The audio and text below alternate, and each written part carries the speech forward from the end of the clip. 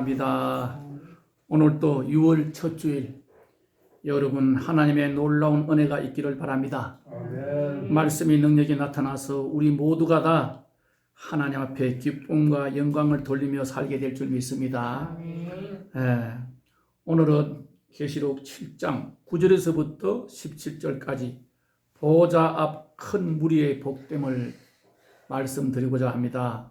지난 주일에는 1절에서 8절까지 대환란을 앞둔 입맞은 성도들에 대해서 말씀을 했지만은 오늘은 9절서부터 17절까지 환란을 통과한 승리한 교회를 보고 있는 사도 요한의 말씀입니다. 자, 환란을 통과하지 못한 성도들이 하나님 앞에 입맞은 그 지난주의 말씀과 오늘은 입맞은 14만 4천의 말씀과 오늘은 환란을 통과하고 승리한 교회의 모습을 바라보는 사도 요한의 말씀입니다. 자, 9절에 보니까 큰 무리가 흰옷을 입고 하나님을 찬양하는 장면부터 나오잖아요. 큰 무리가, 셀 수 없는 큰 무리가 흰옷을 입고 손에 가지를 들고 보좌 앞에서 어린 양 앞에 서서 찬양하는 모습이 나옵니다.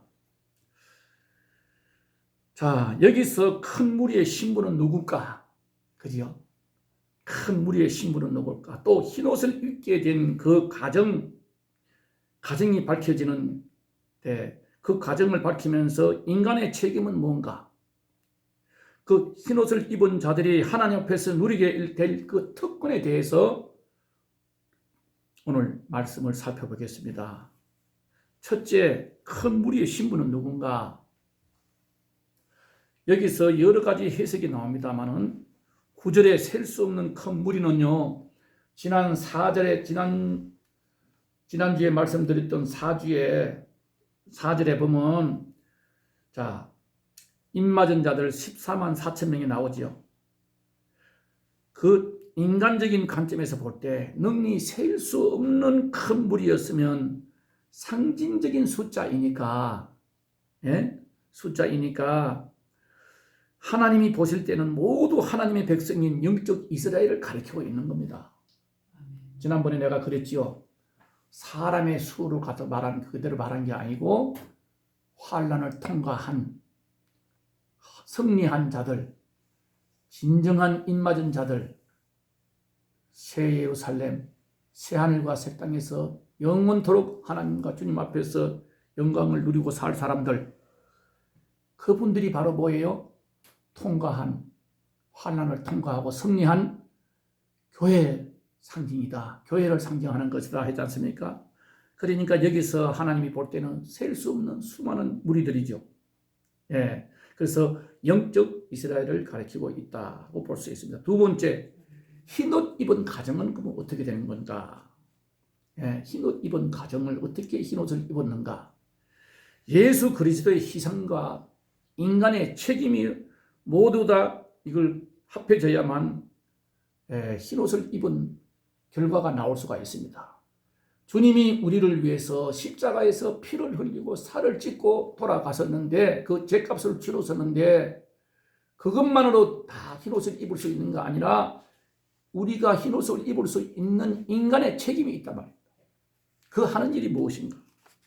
그런데 먼저 흰옷이란 두 가지가 저기가 있습니다. 흰옷이란 의미가 뭐냐 하면, 첫째, 순교를 의미합니다. 그죠? 예수님의 피의 공로로 과거, 현재, 미래, 죄까지 예수 그리스도의 은혜로 깨끗해졌다는 사실입니다. 여러분, 여기서 우리가 깊이 들어가면 참 말이 많아집니다. 과거 죄도 다 용서받았고, 현재 지을 죄도 용서받았고, 우리가 예수 믿는다고 나중에 우리가 천국까지 갈 동안에 예수를 죄 안 짓고 살 수가 있습니까? 죄악된 세상에서. 그러면 미래의 죄까지 다 용서받았는데, 잘못 생각하면 뭡니까? 구원받을 한 가지로 우리 다 구원받았어. 죄와는 관계가 없는 거예요. 그러니까 아무렇게 살아도 돼?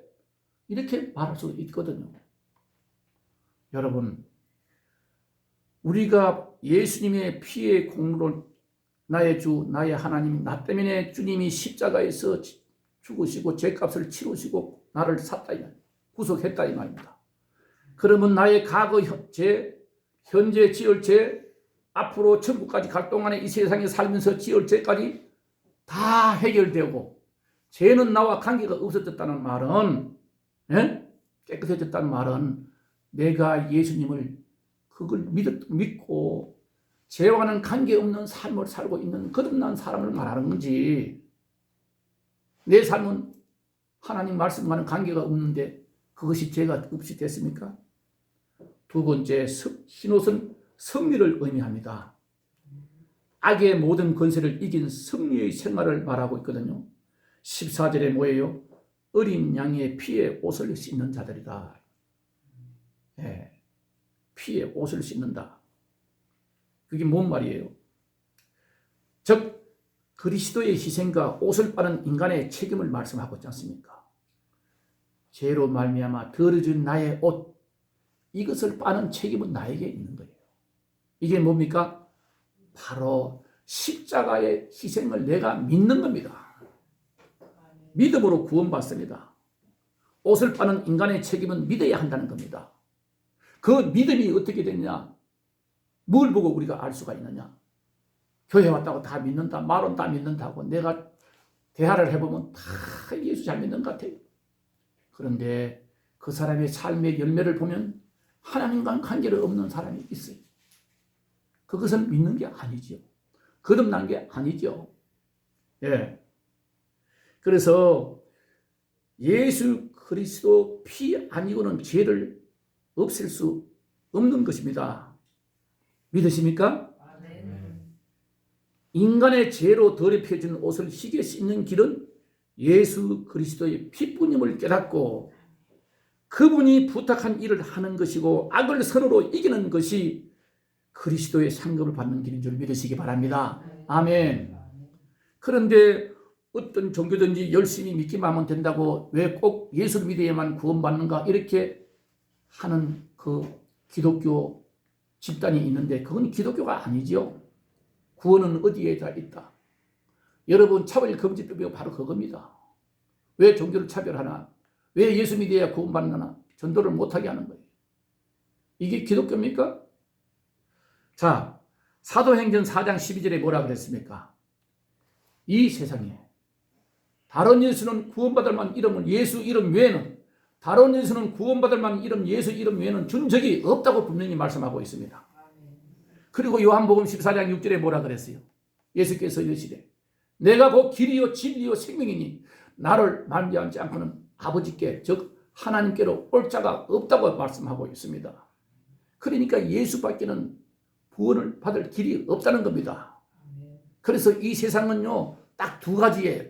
간단하게 말하면 예수 믿으면 하나님의 영이 그 안에 와 있는 사람은 예수 믿으면 구원받는 거고 예수를 떠난 인생은 모두가 다 이 공중권세 잡은 사탄의 도구로 받을 수밖에 없는 거예요.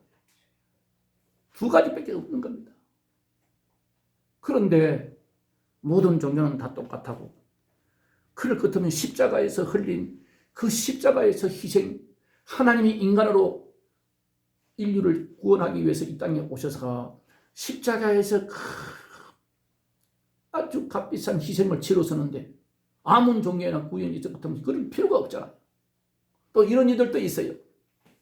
예수님이 2000년 전에 십자가에서 다 치르고 용서를 했기 때문에 인간은 이제 지옥이란 게 없다. 길이 좀 달라서 그렇지 이리 가나 저리 가나 서울만 가면 되듯이 이런 식으로 말하는 사람들이 있어요. 하나님은 사랑의 하나님인데 십자가에서 다 치러졌는데 불교라고 다 지옥 가고 힌두교라고 다 지옥 가고 예수 믿는 사람보다 훨씬 더 많은데 그 사람들이 그러면 다 지옥 가게 한단 말입니까? 그렇게 한 사람들이 많아요. 우리 보고. 여러분 구원은 예수 그리스도밖에 없습니다. 아멘.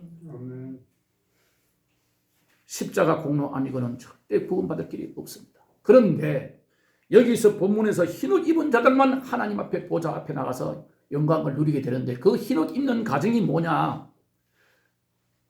하나님은 우리에게 핏값으로 모든 죄값을 치러 줬었는데 우리가 그 더러워진 피를 씻는 길은 인간에게 책임이 있다는 겁니다. 그 인간 책임이 뭐예요? 그것을 나의 구주, 나의 하나님으로 믿는 겁니다. 그런데 믿는다 하면서도 하나님과는 관계없는 죄된 짓에 빠져 있으면 그건 믿는 거 아니지요. 그래서 즉 말하자면 성령이, 하나님의 영, 성령 하나님이, 예수의 영이 내 안에 와서 나를 성전 삼고 내 몸 성전 삼고 계시는 분, 이제는 죄와 관계없이 우리의 삶을 통해서 예수 그리스도가 나타나는 삶, 그것이 곧 죄를 내 더러워진 옷을 파는 인간의 책임이란 말입니다. 그것이 이루어진 자들이 오늘 본문에 보게 되면 흰옷을 입고 하나님 보좌 앞에서 영광을 누리고 사는 모습을 볼 수가 있습니다. 본문에 흰옷을 입었다는 말은요, 예수 그리스도의 희생적인 죽음을 믿음으로 받아들이는 것만을 더 의미하지 않고 한 걸음 더 나가서 예수 그리스도를 따르는 성도들이 충성된 삶과 증거까지 내포하고 있다는 겁니다. 대환란의 기간에 박해와 어려움 속에서도 그들의 삶을 통해서 하나님께 대한 충성을 끝까지 지켜나간 자들입니다. 아멘. 우리가 거룩한 삶으로 악의 세력을 이기고 믿음과 인내로 승리한 삶, 하나님의 영광을 위해서 살아야 할 줄 믿습니다. 여러분, 그 흰 옷을 입은 자들이 하나님 보좌 앞에서 누리게 될 특권을 한번 여기서 본문을 통해서 바라봅시다. 첫째 뭐예요? 15절에 보니까 하나님 보좌 앞에 설 수 있는 특권을 받습니다.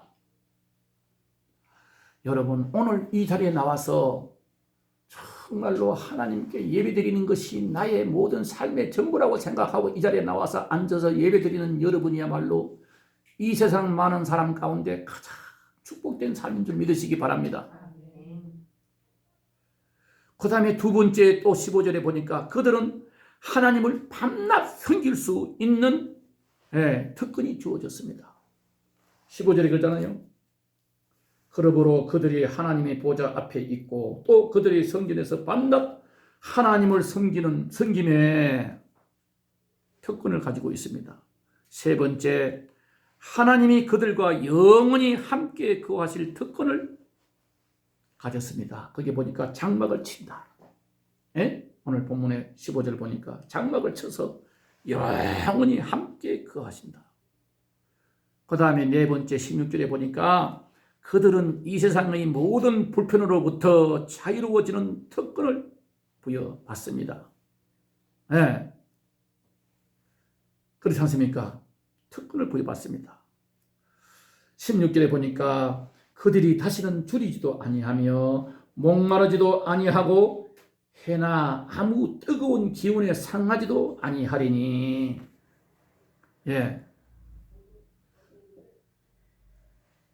이 세상의 모든 불편으로부터 자유로워지는 특권을 받았단 말입니다.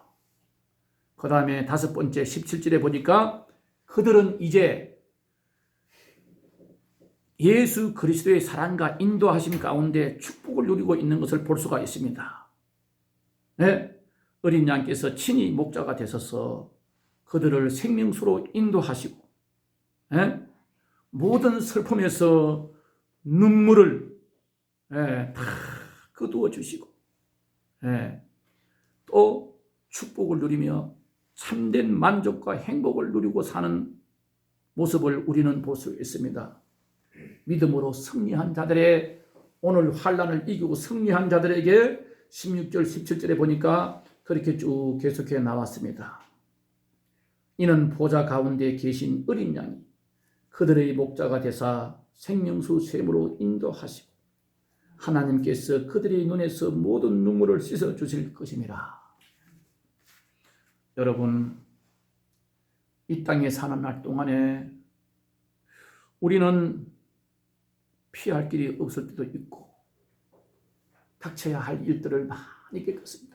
나그네 인생 순례자의 길에 가다 보면 오르막길도 갈 때가 있고 내리막길도 갈 때가 있고 평지를 걸을 때도 있고 숲길을 걸을 때도 있고 힘든 인생살이가 있지만은 이 모든 고난을 이기고 믿음으로 승리한 자들에게 앞으로 영원한 하늘나라에서 누릴 특권을 보고 오늘 말씀을 듣고 있는 겁니다. 여러분과 저는 성령을 통해서 살아계신 하나님의 인침받은 우리 성도들은요, 늘 복음 안에서 사탄의 유혹을 이기며 승리하는 삶을 살도록 노력해야 됩니다. 아멘.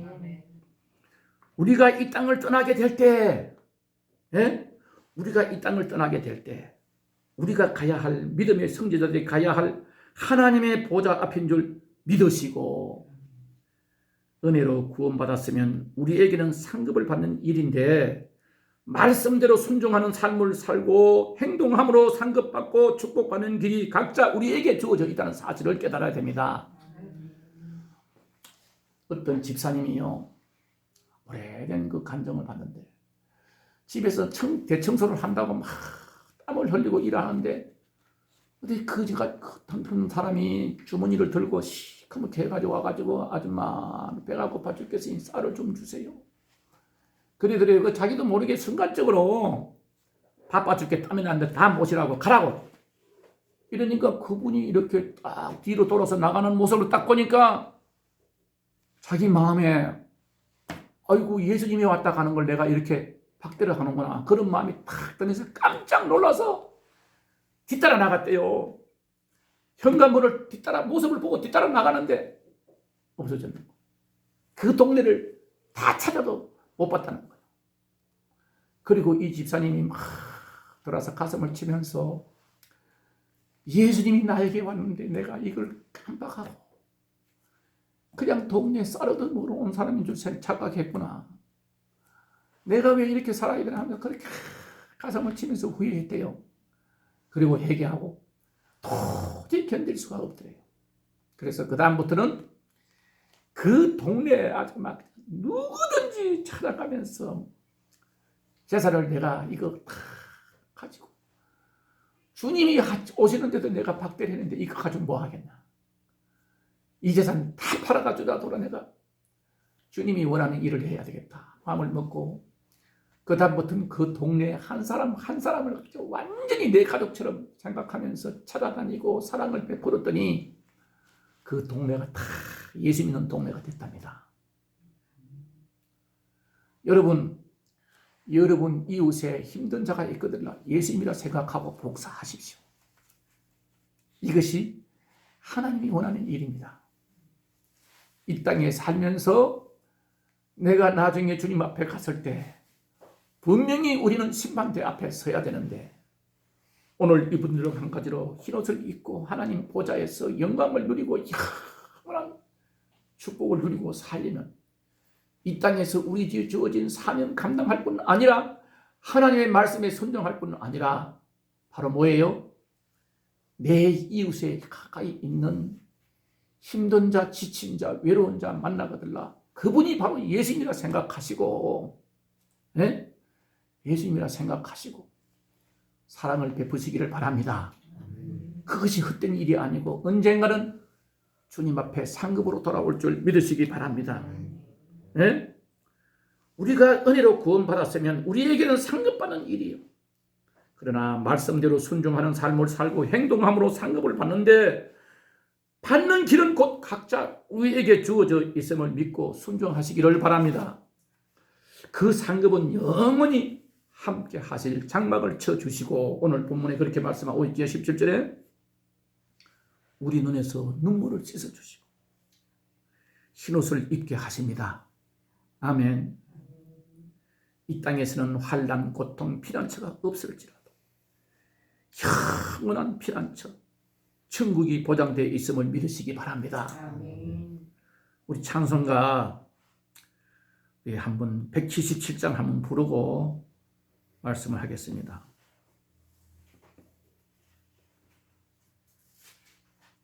177장.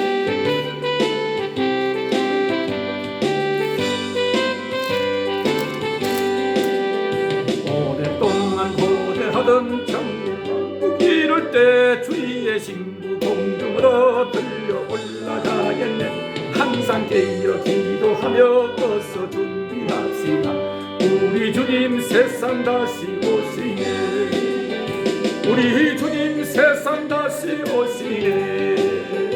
할렐루야 주님 다시 오시네. 악한 마귀 결박하고 세상 다스리시며 할렐루야 주가 다시 오시네. 아멘. 오랫동안 모든 노래 결코 응답되리니 하나님을 모르느니 천지간에 없으리. 모든 질병 근심 고통 눈물 없게 하시려 우리 주님 세상 다시 오시네. 아멘. 우리 주님 세상 다시 오시네. 할렐루야 주님 다시 오시네. 악한 마귀 결박하고 세상 다스리시며 할렐루야 주가 다시 오시네. 주의 구속함을 얻는 천만 성도 일제히 거룩한 산 시온성의 기쁨으로 모이니 화평함과 인내로서 세상 다스리시며 할렐루야 주가 다시 오시네. 아멘. 우리 주님 세상 다시 오시네. 할렐루야 주님 다시 오시네. 악한 마귀 결박하고 세상 다스리시며 할렐루야 주가 다시 오시네. 아멘. 우리 주의 평화로운 천년 왕국 이룰 때 그곳에는 죄와 고통 사망 없어지겠네. 천만 성도 간절하게 주를 고대하도다. 우리 주님 세상 다시 오시네. 아멘. 우리 주님 세상 다시 오시네. 할렐루야 주님 다시 오시네.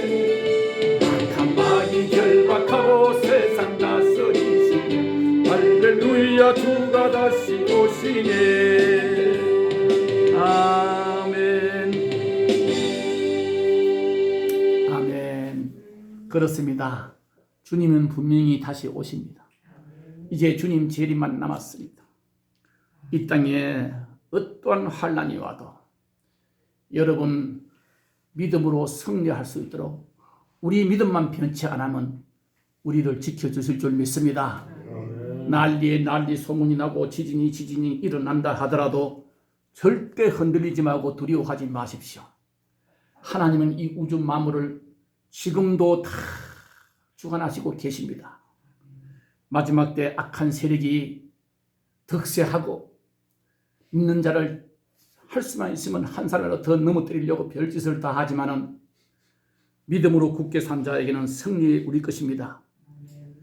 이제 내가 사람들에게 좋게 하랴 하나님께 좋게 하랴 사람들에게 기쁨을 구하랴 내가 지금까지 사람들의 기쁨을 구했다면 그리스도의 종이 아니니라. 갈라디아서 1장 10절에 말씀하고 있습니다. 불완전하고 내일이 어떻게 될지 모르는 현실을 살아가는 성도 여러분, 하나님은 살아계시고 우리를 살펴보고 계신 줄 믿으시기 바랍니다. 어떤 환난이 와도 두려워하지 마십시오. 하나님이 여러분 한 사람 한 사람 붙잡고 계심을 믿으시기 바랍니다. 지난번에 내가 말씀드렸지만은 여호수아서 1장 8절과 9절에 이 율법책을 내 입에서 떠나지 말게 하며 주야로 그것을 묵상하여 그 안에 기록된 대로 다 지켜 행하라. 그리하면 내 길이 평탄하게 될 것이며 너가 형통하리라. 내가 내게 명령한 것이 아니냐. 강하고 담대하라. 두려워하지 말며 놀라지 말라. 너가 어디로 가든지 내 하나님 여호와가 너와 함께 하시느니라. 아멘.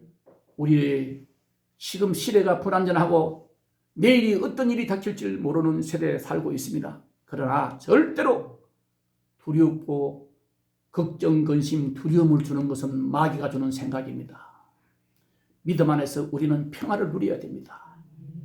환난 날에 나를 부르라. 내가 너를 건지리니 너가 나를 영화롭게 하리로다.